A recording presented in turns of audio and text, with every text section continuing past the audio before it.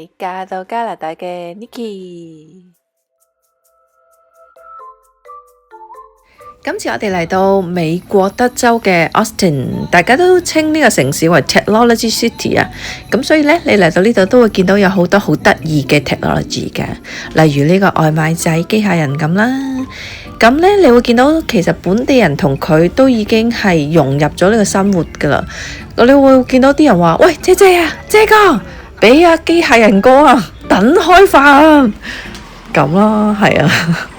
其實都幾得意嘅，咁仲有就係我喺街度遇到呢個機械人呢，睇到佢，佢過馬路都 OK 喎。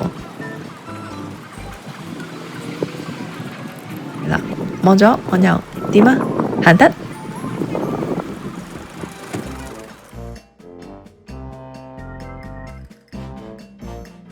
當然仲有呢個無人駕駛嘅 Waymo Robotaxi 啦。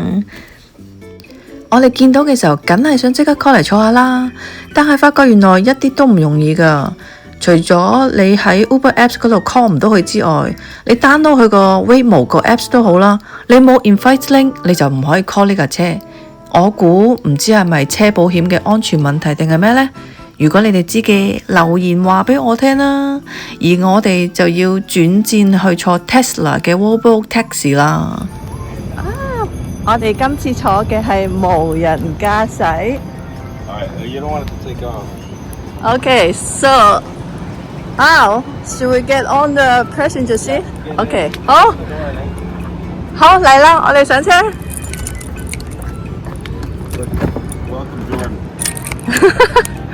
What? Welcome, Jordan. Start ride. Ready? Start.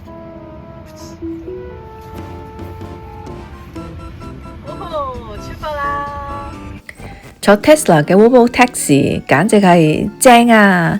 你首先第一時間可以揀你自己中意嘅 language， 亦都可以 connect 你個電話去部 Tesla 嗰度播你自己中意聽嘅歌。最緊要嗰樣嘢，梗係個價錢好抵啦！我哋坐咗差唔多10分鐘嘅車程，只係收咗加紙嘅7蚊幾咋，仲平過我哋回程踩呢個 scooter 啊，唉，仲要自己踩添啊回程。咁嗰個回程嘅 scooter 呢，收費係大約呢一部係10蚊左右度，咁你計下兩部咪20蚊咯。但係我坐 Tesla 嘅 Robotaxi 只係7蚊幾咋，你睇下。唉，你知點揀啦。有拍多啲片嘅請 like、subscribe 同埋撳個鐘仔。Thank you。